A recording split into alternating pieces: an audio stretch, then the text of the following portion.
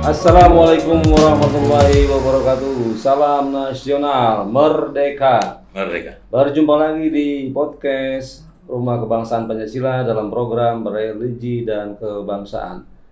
Kali ini telah hadir di podcast kita kali ini.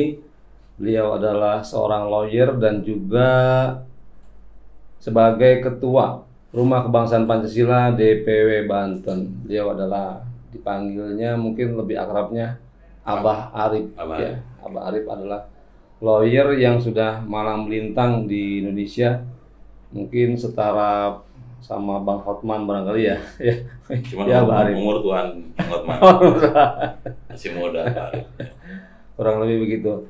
Ini mungkin kita mau bincang-bincang santai nih Abah Arif terkait dengan religi dan kebangsaan dan juga tentang dunia hukum di Indonesia gitu. Mungkin sebelum kita panjang lebar sambil rileks ada latar belakang atau background sambil ngopi ngopi biodata yang mungkin bisa disampaikan oleh Abah Arif. Saya manggilnya Abah Arif aja. Abah Arif aja. Ya. Supaya lebih santai, lebih akrab. Mantap. Dan berjiwa tua gitu. Luar biasa Abah Arif. Iya. Silakan Abah Arif. Baik, bismillahirrahmanirrahim. Allahumma sholli ala sayyidina Muhammad wa ali Muhammad. Diawali dengan basmalah dan selawat karena kita akan membahas tentang religi, kebangsaan dan hukum. Iya. Jadi diawali dengan kalimat tauhid, ya, bismillah dan selawat. Itu yang memang sudah menjadi satu landasan dasar setiap orang beriman. Siap. Karena saya beragama Islam itu yang mengawali. Selamat datang tentunya di Rumah Kebangsaan Pancasila Dewan Pimpinan Pusat ini ya. Iya. Karena kebetulan alhamdulillah baru kali ini saya diundang oleh Bung Yasir. Siap. Yang kebetulan juga adalah sekjen daripada Rumah Kebangsaan Pancasila DPW Banten. Ya. Selamat sore, merdeka. Merdeka. Oke. Saya tadi ingin biodata ya. Biodata saya sebenarnya nama lengkap lah Pak Basarudin Arif. Tentunya kalau di RKP sudah kenal ya semuanya, alhamdulillah. Dan saya pun sudah akrab dari pendirinya, penggagas RKP, Bapak Irwan, Ya. Pak Kusumo, yang selalu sebelum terjadinya satu pandemi COVID sudah membahas ini. Jadi dia sudah paham dan sudah akrab baik dengan orang-orangnya maupun dengan konsep-konsep daripada RKP. Ya, Pak Basarudin Arif, panggilannya Abah Arif karena kebetulan saya pribadi juga punya tempat kongko-kongko, yaitu namanya warung kopi Abah Arif. Iya. Di daerah Ciputat. Gitu. Kebetulan basic atau pekerjaan rutinnya memang sebagai advokat ya. Ya, melawan buana itu artinya yang paling beberapa daerah gitu, tentunya. Iya. Sudah saya kunjungi seperti Papua, Bali, Medan, ya itulah kenal daerah-daerah yang agak jauh itu dari suatu pekerjaan sebagai advokat. Iya. Itu sebagai mukadimah, saya rasa gitu. Iya. Mungkin ada yang menarik ini yang mau saya tanyakan mungkin kepada Abah Arif. Di tengah kesibukan yang mungkin luar biasa sebagai lawyer dan pengusaha bisnis kecil-kecilan ya, perlu dibilang. Kenapa bisa mau menjadi pengurus atau dalam hal ini sebagai ketua Rumah Kebangsaan Pancasila? Apa yang melatar belakangi atau apa yang membuat Abah Arif ini tertarik atau mau dijadikan pengurus? Mungkin bisa dijelaskan ke sahabat RKP yang ada di luar sana barangkali. Ya tentunya tidak berbeda jauh dengan teman-teman yang ada di RKP, termasuk pendirinya yaitu yang memang sudah cukup banyak ngobrol-ngobrol secara pribadi dengan saya gitu. Kemudian gagasan Rumah Kebangsaan Pancasila ini ya banyak faktor ya sehingga saya mau dan ikut serta aktif di Rumah Kebangsaan Pancasila dan dipercayakan oleh Pak Edi selaku pimpinan Dewan Pimpinan Pusat RKP untuk menjadi ketua di DPW Banten. Iya. Adalah satu pertama daripada perjuangan founding founder bangsa Indonesia ya Bung Karno.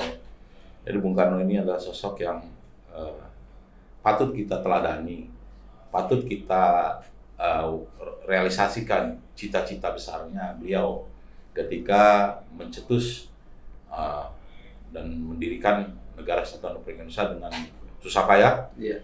Dan juga beberapa tokoh pejuang kita terdahulu, yaitu Bung Hatta, Bung Tomo, dan lain-lainnya, cukup banyak pendiri itu. Siapa lagi yang akan meneruskan perjuangan mereka itu kalau bukan kita? Khususnya dalam hal ini, saya sendiri ingin meluangkan waktu yang masih ada ini, menyisakan sisa waktu yang diberikan oleh Allah atau Tuhan dalam hidup ini supaya bermanfaat, ya. Karena dalam religi tentang hadis jelas ya, khairukum nas anfa'ulinas katanya. Ya, sebaik-baik manusia itu bermanfaat buat yang lainnya. Dalam hal ini ya saya ingin bermanfaat juga untuk bangsa ini, walaupun mungkin debunya daripada Bung Karno ya. Kalau Bung Karno memang luar biasa, harus kita jadikan teladan di bangsa ini ya. Iya. Inspirasi di dalam Negara Kesatuan Republik Indonesia. Bagaimana pedih-perih dan sedihnya kalau kita lihat perjuangan Bung Karno yang orang-orang itu banyak yang menjolimi. Mungkin penafsiran teman-teman juga tahu ya. Tapi alhamdulillah sekarang ini kita mempunyai satu sosok presiden, Pak Jokowi, yang begitu 11-12 ya. Kalau saya melihat dengan Bung Karno, sehingga kita bisa mengikuti langkah-langkah yang digariskan oleh Bapak Presiden kita, Bapak Jokowi, walaupun banyak hoak-hoak yang beredar di masyarakat. Nah, tentunya dengan adanya satu wadah RKP ini harus kita syukuri, karena setelah saya cukup lama menganalisa dari teman-teman yang ada di RKP, terutama pendiri-pendiri ya, pembinanya semua, itu ternyata sangat disayangkan kalau rumah kebangsaan Pancasila ini tidak kita isi, kita tidak maksimalkan untuk melakukan satu langkah-langkah perjuangan yang terwadahi ini. Ya memang untuk mewadahi, untuk melangkah kepada satu gerakan atau aplikasi daripada nilai-nilai kebangsaan harus punya wadah gitu. Iya. Dan alhamdulillah Rumah Kebangsaan Pancasila kan sudah jelas, izin dari Kementerian Hukum dan HAM-nya, aktanya juga sudah jelas, sudah real. Dengan dibentuk ini ya harus kita syukuri. La in syakartum la azidannakum wa la in kafartum inna azabi lasyadid. Jadi syukur itu harus kita semangat untuk melakukan satu visi misi yang sudah ada di dalamnya. Karena tentunya tidak terlepas dari apa yang dicita-citakan oleh founding father kita, yaitu Bapak Bung Karno selaku pendiri bangsa ini. Luar biasa. Ya, nantinya bertahap kita akan bentuk DPD sampai ranting-ranting, sehingga masyarakat lebih mengenal melalui wadah Rumah Kebangsaan Pancasila ini, sehingga nilai-nilai yang dicita-citakan itu pelan-pelan akan terwujud dan realisasi. Gitu.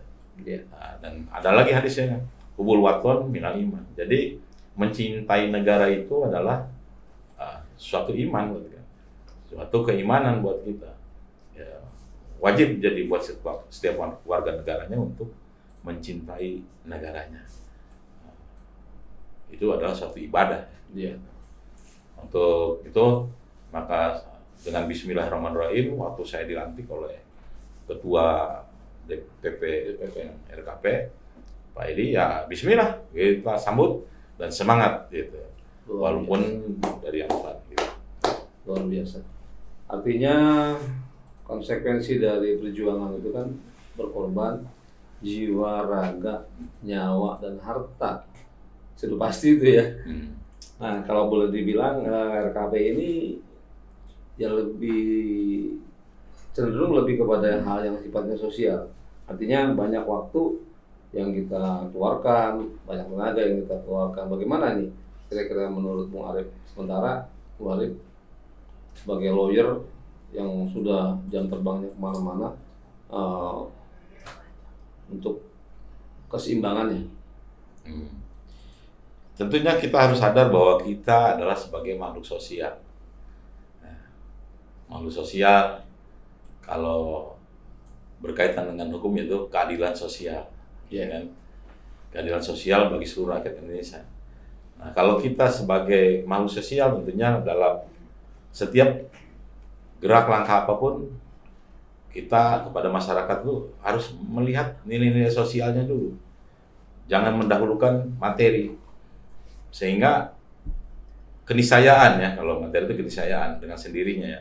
Dengan sosial kita yang bagus kepada masyarakat, otomatis eksesnya juga akan baik untuk kehidupan kita. Gitu. Iya.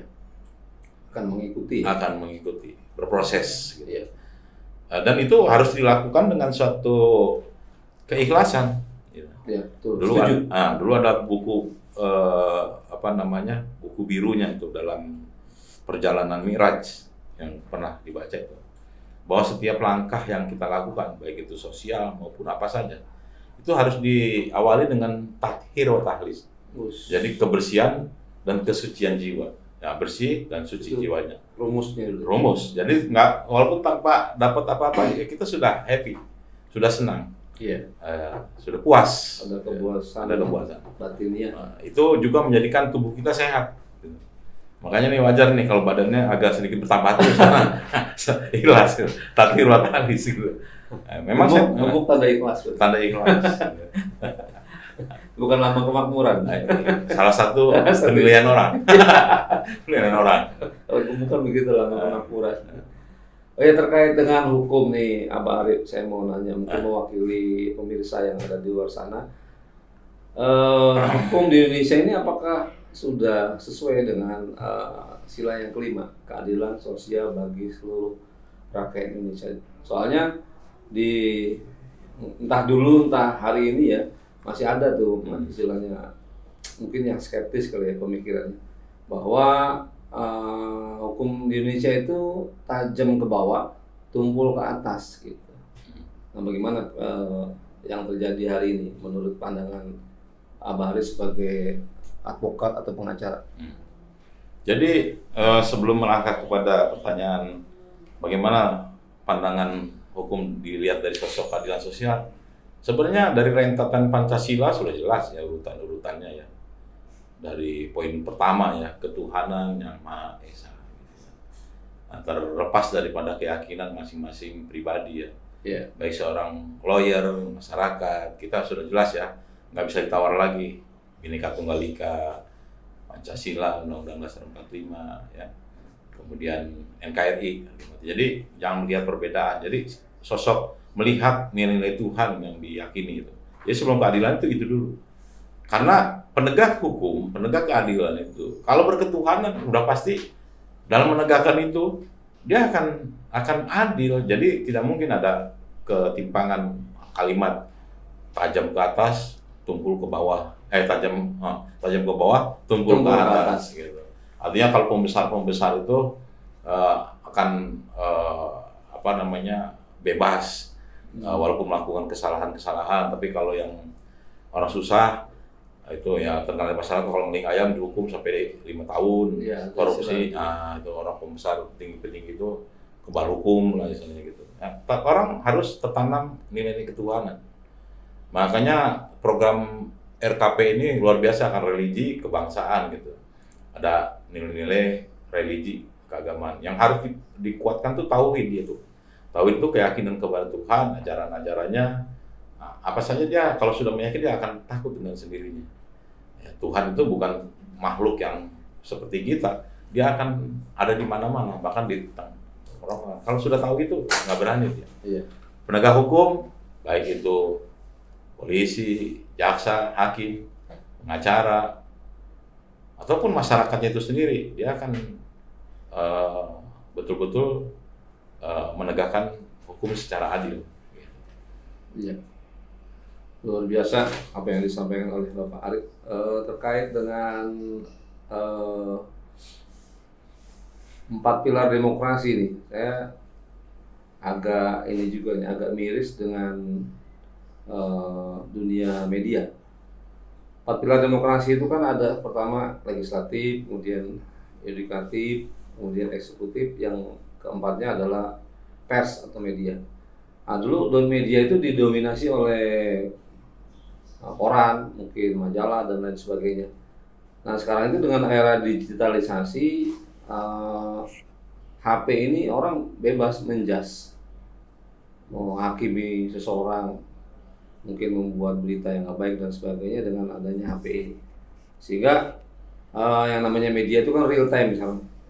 Kalau dulu mungkin berita hari ini ditayanginya besok, atau mungkin ada buletin dan sebagainya. Nah kalau sekarang ya mungkin detik kali kejadian hari ini bisa disaksikan di belahan dunia manapun. Nah bagaimana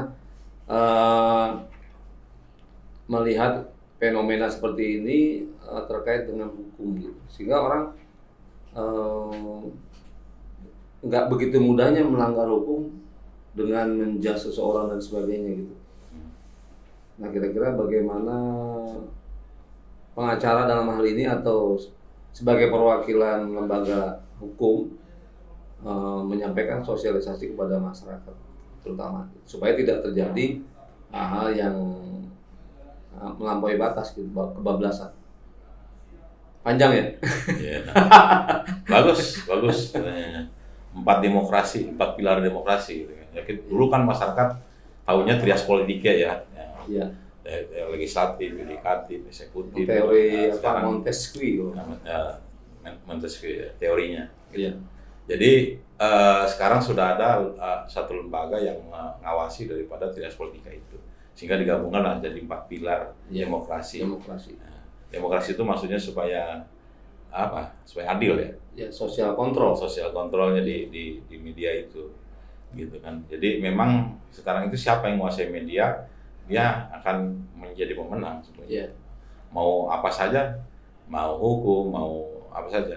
Contoh kasus yang hari ini sedang aktual ya, atau bahasa media itu kasus seksi, kasus Sambo, kasus ini. Coba Sambo itu kalau nggak diekspos di media nggak tahu apa jadinya. Penguasanya media sekarang netizen, istilahnya. Ya. Kalau dulu kan koran apa segala macam. Sekarang lebih luas lagi. Lebih luas lagi. Jadi itu saja sudah terlihat bahwa dengan adanya pers yang mengawasi itu sangat berpengaruh buat penegakan hukum ya, baik terhadap legislatif, yudikatif maupun eksekutif sendiri. Jadi mereka tidak bisa sembarangan ini, dan wartawan itu sendiri mungkin sudah dikontrol oleh masyarakat kalau ada berita-berita yang aneh gitu kan, sehingga ya dia akan dengan begitu mempertanggungjawabkan karena takut atau khawatir kalau nanti dalam perjalanannya ya ada penilaian yang negatif terhadap pers itu sendiri gitu. Iya. Nah, kemudian terkait dengan masyarakat, bagaimana advokat selaku penegak, salah satu bagian dari penegak hukum untuk sosialisasi. Sebenarnya bukan tugas advokat dalam mensosialisasikan itu. Ya, namanya advokat itu penasehat hukum. Iya. Ya. Itu terkait dengan permasalahan yang dihadapi oleh klien, baru dia menasihatin klien strategi, terus langkah-langkah dalam. Tapi upaya proaktif kan boleh ya sebenarnya? Boleh saja itu kan, cuman bukan tugasnya. Bukan gitu. tugasnya. Itu kembali kepada kepribadian seorang lawyer itu sendiri gitu. Bagaimana dia mau menyampaikan hal-hal itu. Ya, cuman kan harus jelas apa visinya, kan nggak mungkin kalau di warung kopi dia mensosialisasikan. Itu udah pemerintah. Kalau Pemda dengan aturannya Pemda ya ada lurah, ada apa, sosialisasikan kepada masyarakat. Kalau tingkat yang lebih tinggi lagi seperti undang-undang dan sebagainya itu pemerintah, ada DPR. Jadi bukan ranahnya ya. Jadi dia kan tinggal menugaskan media, baik itu televisi, menginformasikan ini dan sebagainya. Contoh case yang baru nih tentang masalah TV HD ya, TV apa namanya? Digital. Digital. Ini kan rame, menjadi hoak lagi. Pemerintah sekarang begini begitu. Nah, ini akibatnya sosialisasi yang kurang diterima oleh masyarakat. Ya kan nggak semua orang mungkin mendengar gitu kan. Nah, mungkin pemerintah sudah banyak juga melalui media-media ya, walaupun tidak sering. Masih banyak tuh kita dengar di masyarakat informasi hoak yang wah pemerintah sekarang udah TV ini politik negatif kepada Pak Jokowi lagi disalahkan. Nah, ini akibat sosialisasi dari pemerintah yang kurang mungkin Ya, melalui media. dari sini saya mau nanya nih, sebenarnya sosialisasi tentang aturan, hukum dan sebagainya itu dia punya durasi nggak sih, misalnya selama berapa hari, apa namanya, pokoknya pemerintah sosialisasi misalnya 100 hari, atau 200 hari, atau 300 hari, tahu nggak tahu ya sudah gitu, apa bagaimana kira-kira hukum itu diundangkan ke masyarakat atau di pemberitahuan ke masyarakat? Aturan hukum gitu ya. Jadi aturan hukum yang terkait dengan masyarakat itu sebenarnya sudah jelas ya, ada istilah namanya Statsblad. Statsblad itu Statsblad itu lembaran negara. Oh, iya. Jadi kan jelas tuh pembuat undang-undang DPR dan pemerintah ya. Pemerintah dan DPR membuat satu undang-undang kemudian disosialisasikan melalui lembaran negara tadi, Statsblad. Iya. Asal Belanda ya, soalnya jarang nyebut Statsblad ya, itu. Kalau ada lagi Strafrecht gitu. Itu ya Statsblad itu udah jelas bahwa 200 hari setelah dibuat itu masyarakat sudah dianggap tahu tentang undang-undang itu. Jadi tidak ada alasan aku kan nggak tahu isi aturan ini, aku kan nggak paham, jangan nyalahkan, nggak bisa, masyarakat dia anggap tahu. Jadi setelah diundangkan itu 200 hari. Apalagi sekarang zaman ini ya, zaman handphone, orang udah lebih mudah ya. Jadi ini ke masyarakat tuh sederhana aja. Perhatikan kalau ada informasi-informasi itu, karena takutnya menyangkut dirinya, sehingga hukum itu bisa nantinya menjadi bumerang kepada dirinya kalau dia melakukan suatu tindakan-tindakan yang melanggar hukum dan sebagainya. Iya.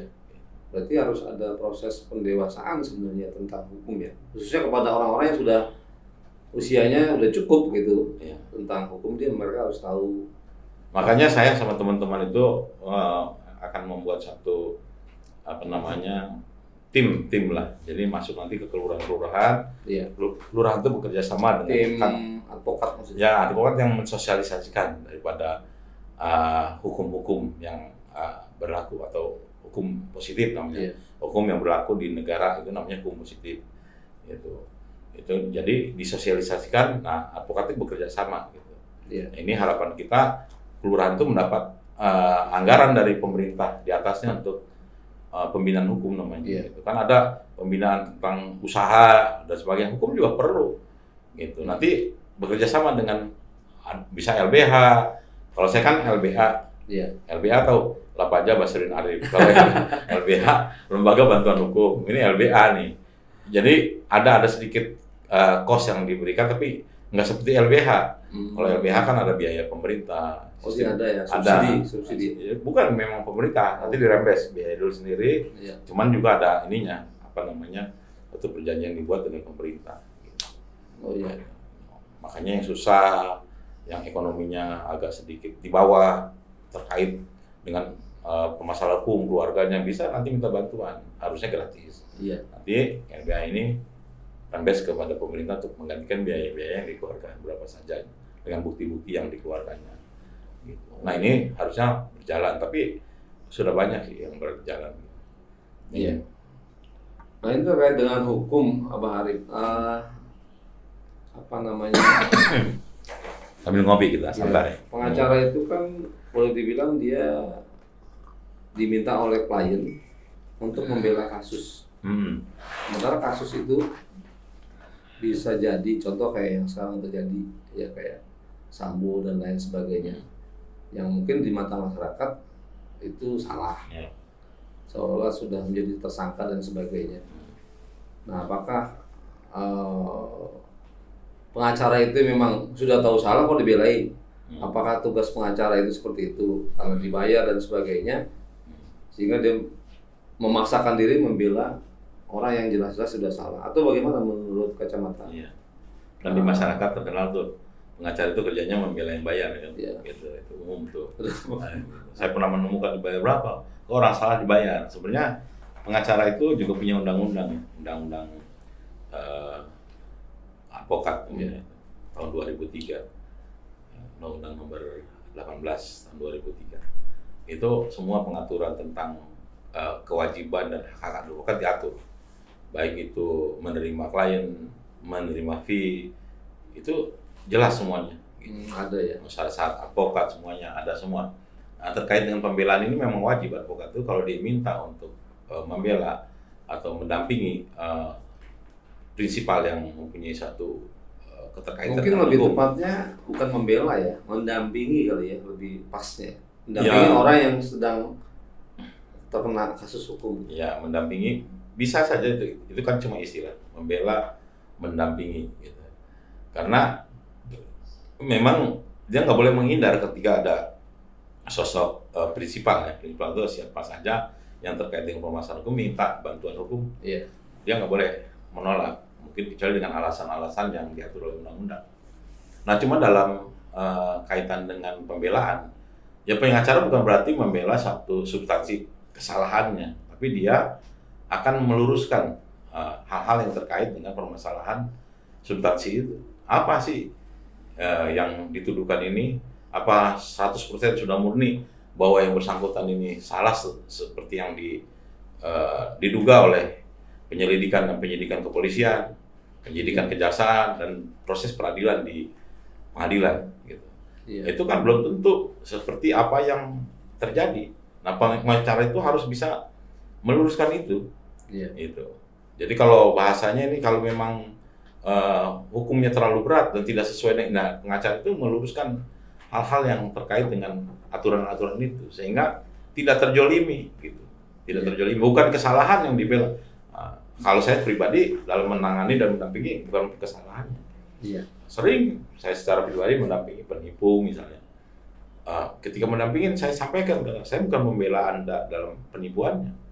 Iya. Tapi Anda dalam hal ini sebelum sampai kepada proses peradilan itu bisa untuk kita bantu. Iya. Mendamaikan, memediasi. Kan ada sekarang istilah restorasi justice. Gitu. Iya. Restorasi justice itu kalau memang pengacara sudah mampu untuk merestorasi justice, kenapa harus dinaikkan kepada tingkat kepolisian, kejaksaan, peradilan? Cukup selesai antara pengacara dengan pengacara. Yang penting tidak ada yang dijolimi itu. Gitu. Itu tadi kalau kita berketuhanan itu. Nah sekarang kesalahan itu dia harus merubah, jangan melakukan lagi, menyelesaikan dengan si pelapornya. Kalau kasusnya pidana, contoh membunuh atau apa gitu. Kalau membunuh, ya tentunya harus dianalisa. Seorang pengacara harus menganalisa, tidak menerima informasi begitu saja, baik itu dengan pro kontranya ya dari pihak klien maupun pelapor atau pihak ketiga lah. Jadi pengacara itu harus menganalisa, mungkinkah dia melakukan pembunuhan? Sementara misalnya pada jam sekian yang dituduhkan dia tidak berada di situ. Nah, tidak berada di situ ini pengacara punya data. Iya. Dan dia memang bukan katanya. Dia memang cross check. Ini kerjanya di mana dari beberapa orang. Kalau dalam hukum misalkan katakanlah tentang perzinahan harus ada saksi 4. Iya. Ya, saya secara benar harus menganalisa ini betul nggak? Orang ini pada jam segini kita tanya RT-nya, RW-nya nih. Jadi pengacara orang ini punya tugas mencari bukti. Ya, bukan ya memang itu ya, pekerjaannya. Fakta pembuktian. Ya. Untuk istilahnya pembelaannya gitu. Ya. Atau meluruskan daripada satu substansi masalahnya. Jadi RKP ini dengan lawyer hubungannya erat berarti ya? Oh, sangat erat sekali. Bagaimana kita, nah di sini termasuk Rumah Kebangsaan Pancasila itu wadah sosialisasi hukumnya. Ya. Contoh saya dipanggil sini, padahal saya kan ketua RKP, ya. DPW, tapi saya menciptakan hukum. Ya. Di wadah inilah nanti saya bersosialisasi. Kebetulan masyarakat tahu Pak Ari itu lawyer misalnya. Ya lo untuk apa komunikasi apa namanya istilah ininya kita nggak bayar lah Pak. Iya, karena salah satu program di RKP itu karakter building, membangun karakter. Bagaimana caranya supaya informasi tentang hukum dan lain sebagainya sampai kepada masyarakat. Maka dibutuhkan orang yang bijaksana atau orang yang tepat. Bijaksana nih kalimat. Bijaksana kebetulan nama saya kan Arif. Ya. Arif, anak Arif saya tahu. Maka karena tahu itu bijak. Jadi bijaksana itu jangan asal bijak tapi nggak ngerti. Bijak itu sesuatu yang dia simpulkan, dia realisasikan berdasarkan fakta yang terlihat. Gitu. Iya. Gitu. Misalnya, nih kita bicara tentang Pancasila, bicara tentang Bhinneka Tunggal Ika, masih orang banyak yang dalam hatinya menganggap ini musyrik, ini kafir. Ya, padahal ini sangat bijak dengan Bhinneka Tunggal Ika. Kalau Pak Irwan suka bicara sama saya itu setinggi-tingginya filsafat, gitu kan. Pancasila itu setinggi-tingginya pemikiran, apalagi itu adalah Pancasila gitu. Jadi nggak ada yang lebih tinggi. Karena melihat daripada keluasan wilayah Republik Indonesia ini yang terdiri dari berbagai macam suku, agama, budaya, coba bahasanya berapa, budayanya berapa, sehingga yang nggak mesti harus Islam semuanya, atau negaranya negara Islam, atau negara Kristen, negara Buddha, ya dengan Pancasila ini sangat bijaksana. Yang bisa mengakomodir semua agama, suku dan makanya main ke luar daerah, jangan cuman main di daerahnya sendiri yang melihat mayoritas Muslim misalnya, seolah-olah semua ini harus Islam semua. Jangan, ini sudah cukup bagus, sudah cukup, harus dirawat. Sayang kalau sampai negara yang kita cintai ini rusak, pecah, antah berantah gara-gara permasalahan yang salah atau tidak bijak gitu. Maka jadilah bijak, harus tahu. Kalau ada dana makanya main-main ke Papua, lihat budaya di Papua. Mayoritas agamanya apa di Papua, di Bali yang mayoritas Hindu misalnya. Orangnya baik-baik, budayanya ini dipadukan sehingga menjadi satu yang indah buat negara kesatuan Republik Indonesia. Oke, Abah Arif, luar biasa pembicaraan kita pada kesempatan hari ini. Semoga para pemirsa, sahabat RKP di mana saja berada bisa mendapatkan pencerahan dari apa yang sudah dijelaskan oleh Abah Arif tentang hukum, kebangsaan, dan religi. Mungkin nanti ini nggak sampai di sini aja, Abah Arif, kita akan juga bincang-bincang berikutnya dengan tema atau judul yang berbeda. Terima kasih, selamat sore, dan kita berjumpa lagi di podcast yang akan datang dengan tema yang berbeda. Salam nasional, merdeka.